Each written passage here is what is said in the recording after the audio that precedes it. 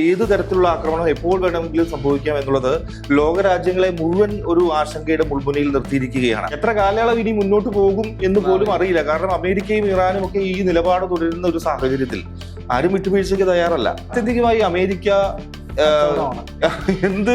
എന്ത് ആക്രമണത്തിന് അറ്റാക്കിന് ശ്രമിച്ചാലും ബിസിനസ്സാണ്. ഹോർമൂസിൽ അവിടെ പ്രശ്നമുണ്ടാക്കി എണ്ണ ഗതാഗതം തടസ്സപ്പെട്ടപ്പോഴൊക്കെ അമേരിക്ക അതിന്റെ മറവിൽ എണ്ണക്കച്ചവടം നടത്തുകയായിരുന്നു. അമേരിക്കൻ ബേസുകളെയാണ് ലക്ഷ്യമിടുന്നത് എന്നെങ്കിൽ കൂടി പക്ഷെ ഈ ആക്രമണം ആ രാജ്യത്തിന്റെ ഒരു സാമ്പത്തിക സ്ഥിരതയെ അത് തീർച്ചയായും ബാധിക്കും.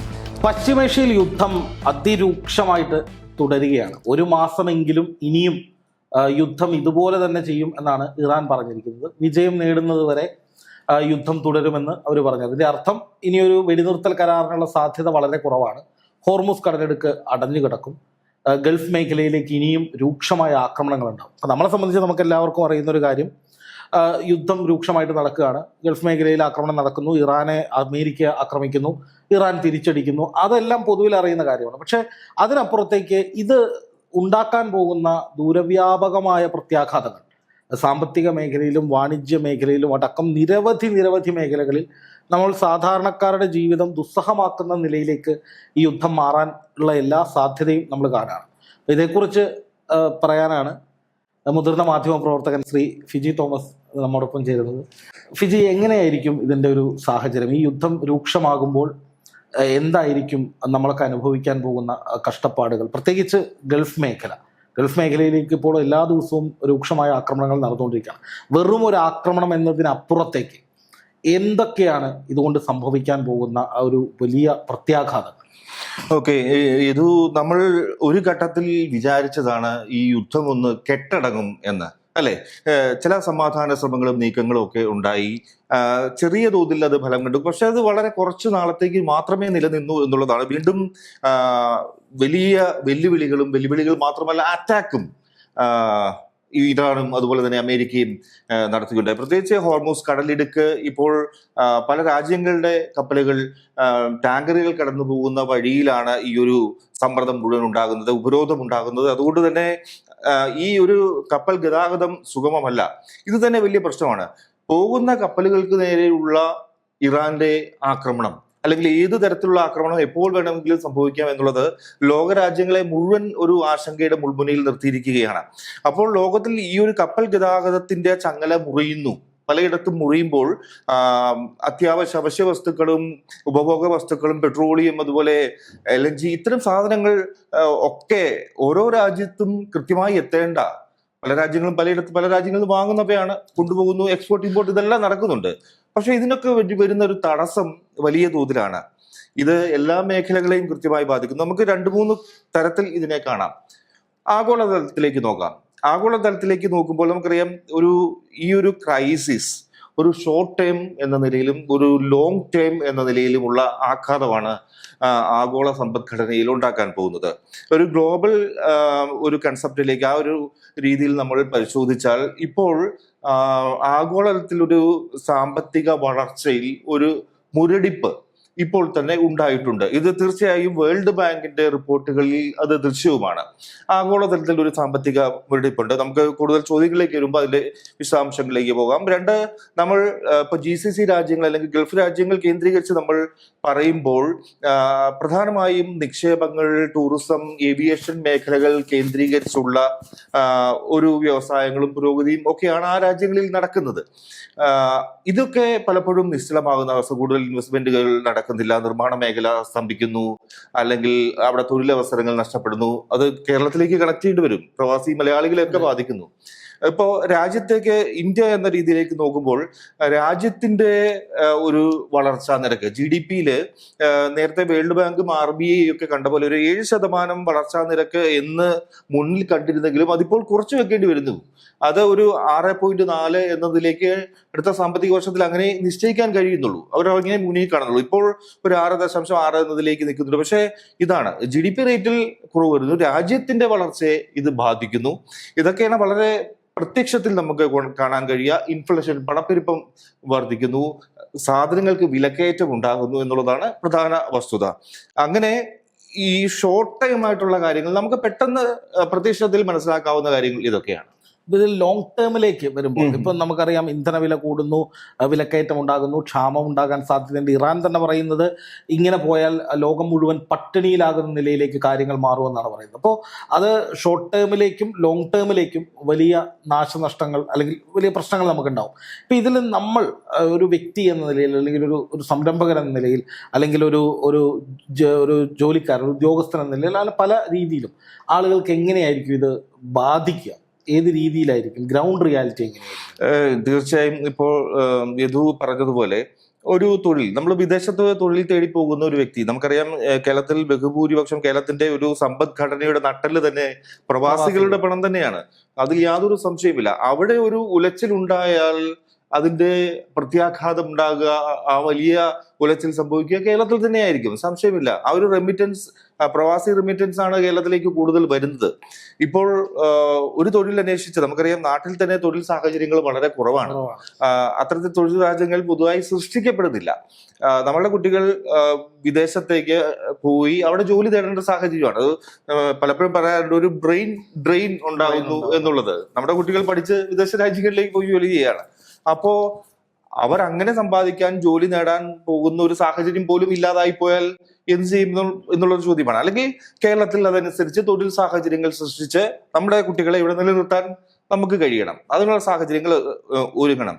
അപ്പോൾ ഇത് ലോങ് ടൈമിലേക്ക് നോക്കുമ്പോൾ ഇത്തരത്തിൽ പലതരത്തിലുള്ള ആഗോള തിരിച്ചടികളും നമ്മുടെ രാജ്യത്തെ സംബന്ധിച്ച്, കേരളത്തെ സംബന്ധിച്ചൊക്കെ ലഭിക്കാൻ സാധ്യതയുണ്ട്. എനിക്ക് തോന്നുന്നു ഈ സംഘർഷം ഇനിയും അമേരിക്കയും മറ്റുമൊക്കെ ഈ നിലപാട് ഇങ്ങനെ തുടരുമ്പോൾ അടിക്കടി ഓരോ സംഘർഷങ്ങൾക്ക് സാധ്യതയുണ്ട് എന്നുള്ളത് തന്നെയാണ്. ഒരു സംഘർഷം വന്നാൽ ഇപ്പോൾ എത്ര മാസങ്ങളായി ഇത് നീളുകയാണ്.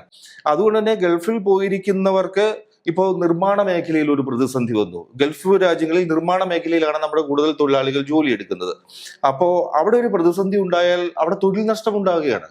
അവർക്ക് നേരിട്ട് കേരളത്തിലേക്ക് നമ്മുടെ ആൾക്കാർക്ക്, മലയാളികൾക്ക് തിരിച്ചു മടങ്ങേണ്ടി വരുന്ന സാഹചര്യം, ഒരു സാഹചര്യം എന്ന് പറഞ്ഞാൽ, നേരത്തെ പറഞ്ഞ പോലെ ഒരു ഗ്രൗണ്ട് റിയാലിറ്റി എന്ന് പറഞ്ഞു കഴിഞ്ഞാൽ, അവർ തിരിച്ചിവിടെ എത്തിയാൽ അവരെങ്ങനെ ജീവിക്കും എന്നുള്ളതാണ്. ഇവിടെ എന്ത് തൊഴിൽ ചെയ്ത് ജീവിക്കും എന്നുള്ളൊരു വലിയ ചോദ്യമുണ്ട്. കാരണം കേരളത്തിലും തൊഴിൽ സാഹചര്യങ്ങൾ കൂടുതലായി സൃഷ്ടിക്കപ്പെടുന്നില്ല. അത് തന്നെയാണ് അതിന്റെ ഒരു പെട്ടെന്ന് നമുക്ക് എടുത്തു കാട്ടാവുന്ന ഒരു വസ്തുത. ഉൽപാദന മേഖലയിൽ ഇപ്പൊ നമ്മൾ വ്യാവസായിക മേഖല, വാണിജ്യ മേഖല, ഉൽപാദന മേഖല എല്ലാം ഈ കടൽ ഗതാഗതവുമായി ബന്ധപ്പെട്ട് നിൽക്കുന്നത്. തീർച്ചയായും. അപ്പൊ അത്തരം മേഖലകളിലൊക്കെ ഏത് തരത്തിലുള്ള പ്രത്യാഘാതങ്ങളായിരിക്കും ഉണ്ടാവുക? അതുപോലെ തന്നെ നമ്മുടെ വിലക്കയറ്റം അത് രൂക്ഷമായാൽ, പണപ്പെരുപ്പം രൂക്ഷമായാൽ ഏത് തരത്തിലായിരിക്കും അത് റിഫ്ലക്ട് ചെയ്യുക? ഒരു ഉദാഹരണങ്ങൾ സഹിതം നമ്മൾ നോക്കുകയാണെങ്കിൽ, അതായത് ഇപ്പൊ കേരളത്തെ സംബന്ധിച്ച് നമുക്ക്, അല്ലെങ്കിൽ രാജ്യത്തെ, ഇന്ത്യയെ സംബന്ധിച്ച് പറഞ്ഞാൽ, നമുക്ക് ഈ അസംസ്കൃത വസ്തുക്കൾ പലതും നമ്മുടെ രാജ്യത്തേക്ക് എത്തണം. പ്രത്യേകിച്ച് പെട്രോളിയവുമായി ബന്ധപ്പെട്ടുള്ള കെമിക്കൽ, ഇത്തരം സാധനങ്ങളൊക്കെ രാജ്യത്തേക്ക്, കേരളത്തിലേക്ക് എത്തിയാലേ നമ്മുടെ മാനുഫാക്ചറിങ് സെക്ടർ എന്നാലേ പ്രവർത്തിക്കൂ. അതാണ് വസ്തുത. ഇപ്പോൾ ഈ പ്ലാസ്റ്റിക്കുമായി ബന്ധപ്പെട്ട ഉൽപ്പന്നങ്ങൾ, ഇത്തരം മോൾഡഡ് അല്ലെങ്കിൽ പെട്രോകെമിക്കൽ, ഇത് തന്നെ നമുക്ക് പറയാം. ഈ സാധനങ്ങളൊക്കെ വിദേശ രാജ്യങ്ങളിൽ നിന്നാണ് വരുന്നത്, കൂടുതൽ ഗൾഫ് കൺട്രീസിൽ നിന്ന് വരുന്നതുണ്ട്. അപ്പോൾ ഈ കടലിലേക്ക് കേന്ദ്രീകരിച്ചുള്ള ഈ ട്രാൻസ്പോർട്ടേഷനിലെ ഈ ഒരു പ്രശ്നം തീർച്ചയായും ഈ റോ മെറ്റീരിയൽസ് രാജ്യത്തേക്ക് എത്തുന്നില്ല, കേരളത്തിലേക്ക് എത്തുന്നില്ല. അതുകൊണ്ട് തന്നെ നമ്മുടെ മാനുഫാക്ചറിങ് യൂണിറ്റുകളിൽ പ്രതിസന്ധിയാണ്. ഈ റോ മെറ്റീരിയൽസ് എത്താത്തതുകൊണ്ട് ഇവിടെ ഉൽപാദനം നടക്കുന്നില്ല. ഉൽപാദനം നടക്കാതെ വരുമ്പോൾ സ്വാഭാവികമായും സംഭവിക്കുക എന്താ? ആ ഉൽപ്പന്നങ്ങൾക്ക് വില കൂടും. അത് കിട്ടാനില്ലാത്ത അവസ്ഥയിലേക്ക് വരുമ്പോൾ വില കൂടും. വില കൂടുമ്പോൾ അതിന്റെ ദൗർലഭ്യം അനുഭവപ്പെടും. സാധാരണക്കാർക്ക് അത് വാങ്ങാൻ പറ്റാത്ത ഒരു അവസ്ഥയിലേക്ക് വരും. സ്വാഭാവികമായും വിലക്കയറ്റം ഉണ്ടാകും. ഉൽപാദനം കുറയുമ്പോൾ തൊഴിൽ നഷ്ടവും ഉണ്ടാകും, വിലക്കയറ്റം ഉണ്ടാകും, പണപ്പെരുപ്പം കൂടുകയും ചെയ്യും. അപ്പോൾ ഇത്തരത്തിലുള്ള സാമ്പത്തിക പ്രത്യാഘാതങ്ങളൊക്കെയാണ് ഇതിനെ തുടർന്ന് നമുക്ക് മുന്നിൽ കാണേണ്ടത്. ഉണ്ടാകുമ്പോൾ അതിൽ പെട്ടെന്ന് ഉണ്ടാകുന്നു എന്ന് പറഞ്ഞാലും ഇത് പെട്ടെന്ന് പരിഹരിക്കാൻ പറ്റും. അതാണ് ഇതിപ്പം യുദ്ധം എന്ന് പറയുമ്പോൾ ഈ നീണ്ടുപോകുമെന്ന് പറയുന്നു. ഇനി മധ്യസ്ഥ രാജ്യങ്ങളുടെ ഇടപെടലിനെ തുടർന്ന് ഈ യുദ്ധം അവസാനിക്കുകയാണെന്ന് വെച്ചോളൂ, വെടിനിർത്തൽ നടപ്പാക്കി എന്ന് വിചാരിക്കാം. പക്ഷെ ഇതുകൊണ്ടുണ്ടായ പ്രത്യാഘാതങ്ങൾ പൊടുന്നനെ അവസാനിക്കുന്നതാണോ, അല്ലെങ്കിൽ പെട്ടെന്ന് തന്നെ വിപണിയും സാമ്പത്തിക മേഖലയൊക്കെ തിരിച്ചു വരൂ? ഒരു തരത്തിൽ നമുക്ക് അങ്ങനെ പ്രതീക്ഷിക്കാൻ പറ്റില്ല. കാരണം എല്ലാ യുദ്ധങ്ങളും ഇപ്പോ ലോകമഹായുദ്ധമായാലും ശരി, അതൊരു പ്രത്യേക കാലയളവിൽ തുടങ്ങി അവസാനിച്ചു നമ്മൾ രേഖപ്പെടുത്തിയിട്ടുണ്ട് കൃത്യമായി. ഇതിങ്ങനെ നീണ്ടുപോവുകയാണ്. എത്ര കാലയളവ് ഇനി മുന്നോട്ട് പോകും എന്ന് പോലും അറിയില്ല. കാരണം അമേരിക്കയും ഇറാനും ഒക്കെ ഈ നിലപാട് തുടരുന്ന ഒരു സാഹചര്യത്തിൽ ആരും വിട്ടുവീഴ്ചയ്ക്ക് തയ്യാറല്ല. ഇപ്പോൾ അമേരിക്ക എന്താണ് ചെയ്യുന്നത്? ഇറാനെ അല്ലെങ്കിൽ ഇറാൻ എന്താണ് ചെയ്യുന്നത്? അമേരിക്കയെ നേരിട്ട് ആക്രമിക്കാൻ അവർക്ക് കെൽപ്പില്ലാത്തത് മൂലം എന്താണ് അമേരിക്കൻ ബേസുകൾ അവർ ആക്രമിക്കുന്നു. ആ ബേസുകൾ എവിടെയാണുള്ളത്? ഗൾഫ് കൺട്രീസ് കേന്ദ്രീകരിച്ചുള്ള ബേസുകളാണ് അവർ ആക്രമിക്കുന്നത്. ഇത് ആ രാജ്യങ്ങൾ എത്രമാത്രം ബാധിച്ചിരിക്കുന്നു. അതുകൊണ്ട് തന്നെ ഇത് ദൂരവ്യാപക പ്രത്യാഘാതങ്ങൾ. ഒരുപക്ഷെ ഈ കണക്കുകളൊന്നും ഈ രാജ്യങ്ങൾ ഇപ്പോൾ ഔദ്യോഗികമായി പുറത്തുവിടില്ല എന്നുള്ളതാണ് ഞാൻ മനസ്സിലാക്കുന്നത്. കാര്യം അത് രാജ്യാന്തര തലത്തിൽ പിന്നെ വലിയ ചർച്ചാ വിഷയമൊക്കെ ആകും തീർച്ചയായും. അവരുടെ സമ്പദ്ഘടനയെ കുറിച്ചുള്ള കൂടുതൽ വിവരങ്ങളൊന്നും ഒരു രാജ്യങ്ങളും അങ്ങനെ പുറത്തു വിടില്ല, പ്രത്യേകിച്ച് ഈ യുദ്ധം അവസാനിക്കാത്ത ഒരു സാഹചര്യത്തിൽ. അപ്പോ തങ്ങളുടെ രാജ്യങ്ങൾ സുരക്ഷിതമാണ് എന്നുള്ളൊരു മെസ്സേജ് മാത്രമേ ജനങ്ങൾക്ക് കൊടുക്കുള്ളൂ പൂർണ്ണമായും. പക്ഷെ അറ്റാക്കുകളൊക്കെ വന്നു കഴിഞ്ഞാൽ അത് അറ്റാക്ക് നടന്നു, അത്തരത്തെ കാര്യങ്ങളൊക്കെ വെളിപ്പെടുത്തും. അത് കൃത്യമായി റിപ്പോർട്ട് ചെയ്യപ്പെടേണ്ട സാഹചര്യമാണ്. പക്ഷേ അതുകൊണ്ട് ആന്തരികമായി ഉണ്ടാകുന്ന പ്രശ്നങ്ങൾ കൂടുതൽ പുറത്തു വരില്ല. ഒരുപക്ഷെ സർക്കാരിന് തന്നെ അല്ലെങ്കിൽ ഒരു രാജ്യത്തെ ഭരണകൂടത്തിന് തന്നെ ഇതൊക്കെ വേണ്ടത്ര മനസ്സിലാക്കിയെടുക്കാനുള്ള സമയവും ആയിട്ടില്ല എന്നാണ് തോന്നുന്നത്. കാരണം തുടരെ അറ്റാക്കുകൾ വരുന്നു. ഈ ഒരു ഉൽപാദന അല്ലെങ്കിൽ സമ്പദ്ഘടനയെ മുഴുവൻ വളർച്ചയെ, രാജ്യത്തിന്റെ ഗ്രോത്തിനെ തന്നെ ഇത് മുരടിപ്പിച്ചു കൊണ്ടുപോകുമ്പോൾ ഇതൊക്കെ എത്രമാത്രം എന്ന് സംഭവിച്ചു എന്ന് കണക്കാക്കിയെടുക്കാൻ തന്നെ നാളുകൾ എടുക്കും. അപ്പോൾ ഏത് തരത്തിലാണ് ഈ ദുരിതം ഓരോ രാജ്യത്തെയും ജനങ്ങൾ, ആഗോളതലത്തിൽ ജനങ്ങൾ, ഇന്ത്യയിലെ ജനങ്ങൾ, കേരളത്തിലെ ജനങ്ങളൊക്കെ ഇത് അനുഭവിക്കുക എന്നൊക്കെ ഇനിയും വളരെ ദീർഘവീക്ഷണത്തോടെ നമ്മൾ നോക്കിക്കാണേണ്ടിയിരിക്കുന്നു. ഇപ്പൊ ഇതിന് ഈ ഇന്ധന മേഖലയിൽ ഇപ്പൊ എണ്ണ വില ഉയരുന്നു, ഇപ്പൊ തന്നെ അന്താരാഷ്ട്ര വിപണിയിൽ ഉയർന്നിട്ടുണ്ട്. അപ്പോ ഈ എണ്ണ കരുതൽ നിക്ഷേപം അല്ലെങ്കിൽ എല്ലാ രാജ്യങ്ങൾക്കും ഉണ്ടെന്നാണ് മനസ്സിലാക്കുന്നത്. അപ്പോ അതിന് ആ ഒരു ടൈം ഫ്രെയിമിനുള്ളിൽ ഈ യുദ്ധം തീർന്നാൽ എണ്ണവില പിടിച്ചു നിർത്താൻ കഴിയില്ലേ? അതോ എണ്ണവില ഇനിയും അനന്തമായി നീളുമെന്നാണ് മനസ്സിലാക്കുന്നത്? കൂടും. പ്രധാനമായും ഇപ്പോൾ ഗൾഫ് രാജ്യങ്ങളെ സംബന്ധിച്ച് അവർക്ക് എണ്ണ ഉൽപാദനം നടക്കുന്നുണ്ട്. അതുകൊണ്ട് പെട്ടെന്ന് ആ ഒരു മേഖലയിൽ എണ്ണ വിലയ്ക്ക് വലിയ പ്രശ്നങ്ങൾ ഉണ്ടാവില്ല. ഇത് കൂടുതൽ ബാധിക്കുക നമ്മളെയാണ്. അതുപോലെ എണ്ണ ഇറക്കുമതി ചെയ്യുന്ന രാജ്യങ്ങളെയാണ്. തീർച്ചയായും ഇന്ത്യ പോലെ എണ്ണ ഇറക്കുമതി ചെയ്യുന്ന രാജ്യങ്ങളെയാണ് ഇത് കൂടുതൽ ബാധിക്കുക. ഇപ്പോൾ അമേരിക്കയിലായെങ്കിലും അമേരിക്കയിൽ വലിയ തോതിൽ എണ്ണ ഉൽപാദനമുണ്ട്. അവരുടെ എണ്ണ സ്വീറ്റ് ക്രൂഡാണ്. സ്വീറ്റ് ക്രൂഡിന് ആഗോള വ്യാപാര രംഗത്ത് അതിന് വില വളരെ കൂടുതലുമാണ്. അപ്പോ അവർ എന്താണ് ഈ ഹോർമൂസിൽ പ്രശ്നം ഉണ്ടാക്കുന്നത്? അവിടെ പ്രശ്നം ഉണ്ടാക്കി എണ്ണ ഗതാഗതം തടസ്സപ്പെട്ടപ്പോഴൊക്കെ അമേരിക്ക അതിന്റെ മറവിൽ എണ്ണ കച്ചവടം നടത്തുകയായിരുന്നു വൻ വിലക്ക്. അങ്ങനെ കോടികളുടെ അല്ലെങ്കിൽ ബില്യണുകളുടെ ലാഭം ഉണ്ടാക്കുകയായിരുന്നു അമേരിക്ക ചെയ്തത്. അപ്പോൾ ആത്യന്തികമായി എവിടെ ഈ യുദ്ധം നടത്തുന്ന പ്രതിസന്ധി ഉണ്ടാക്കുന്നു, അമേരിക്ക പ്രതിസന്ധി ഉണ്ടാക്കുന്നു, അമേരിക്ക അതിൽ നിന്ന് ലാഭം കൊയ്യുന്നുണ്ട് തീർച്ചയായും. അമേരിക്കയിൽ നിന്ന് എണ്ണ വാങ്ങാൻ മറ്റു രാജ്യങ്ങൾ നിർബന്ധിതരാകുന്നു. ഗൾഫ് രാജ്യങ്ങളിൽ നിന്ന് എണ്ണ വാങ്ങാൻ കഴിയുന്നില്ല. അവിടെ വിലക്കുകൾ പ്രഖ്യാപിക്കുന്നു. ഇപ്പോൾ ചരക്ക് ഗതാഗതത്തിൽ ആണെങ്കിൽ ഗൾഫ് രാജ്യങ്ങൾക്ക് 20% ടോൾ ഏർപ്പെടുത്താൻ ഒരു നീക്കം നടന്നു. പക്ഷെ അത് ഇപ്പോൾ ഒരു സമന്വയ ചർച്ച വഴി അത് പിൻവലിച്ചു. പകരം ഗൾഫ് രാജ്യങ്ങൾ കേന്ദ്രീകരിച്ച് വ്യാപാര ധാരണകൾ ഉണ്ടാക്കാം എന്നുള്ള രീതിയിൽ അത് പിൻവലിക്കുകയും ചെയ്ത ഒരു സാഹചര്യം നിൽക്കുന്നുണ്ട്. അപ്പോ ആത്യന്തികമായി അമേരിക്ക എന്ത് ആക്രമണത്തിന്, അറ്റാക്കിന് ശ്രമിച്ചാലും ബിസിനസ്സാണ്. അതിൽ വേറൊരു വിധത്തിൽ എണ്ണക്കൊയ്ത്ത് നടത്തുന്നു, ലാഭക്കൊയ്ത്ത് നടത്തുന്നു. ഇതൊക്കെയാണ് അതിൽ കാണാൻ കഴിയുക. ഇപ്പൊ നടക്കുന്ന ഒരു പ്രചാരണം ഈ യുദ്ധത്തോടു കൂടി അല്ലെങ്കിൽ യുദ്ധം അവസാനിച്ചാലും ഗൾഫ് രാജ്യങ്ങൾ അതിൽ നിന്ന് റിക്കവർ ചെയ്യാൻ ഒരുപാട് കാലമെടുക്കുമെന്നൊരു പ്രചാരണം നടക്കുന്നുണ്ട്. എന്താണ് അതിന്റെ വാസ്തവം? അങ്ങനെ ഒരു സാഹചര്യം ഉണ്ടോ? എത്ര നാൾ? അതിൽ രണ്ട് കാര്യങ്ങളുണ്ട്. ഒന്ന്, എത്ര നാൾ കൂടി ഈ യുദ്ധം ഇങ്ങനെ തുടർന്നു പോകും എന്നുള്ളതാണ്. ഇറാന്റെ ഒരു ആക്രമണം നേരിട്ട് ഈ ഗൾഫ് രാജ്യങ്ങളിലേക്ക് തന്നെ വരികയാണ്. അവരുടെ മിസൈലുകൾ പതിക്കുന്നത്, അറ്റാക്ക് നടക്കുന്നത് ഈ ഗൾഫ് രാജ്യങ്ങൾ കേന്ദ്രീകരിച്ചാണ്. അമേരിക്കൻ ബേസുകളെ ആണ് ലക്ഷ്യമിടുന്നത് എന്നെങ്കിൽ കൂടി പക്ഷെ ഈ ആക്രമണം ആ രാജ്യത്തിന്റെ ഒരു സാമ്പത്തിക സ്ഥിരതയെ അത് തീർച്ചയായും ബാധിക്കും. ഒരു ബേസ് കൃത്യമായി ആക്രമിക്കപ്പെടുക മാത്രമല്ല ഇവിടെ ചെയ്യുന്നത്, ഒരു പ്രദേശമാകെ ആക്രമിക്കപ്പെടുന്നുണ്ട്, തകർന്നു പോകുന്നുണ്ട്.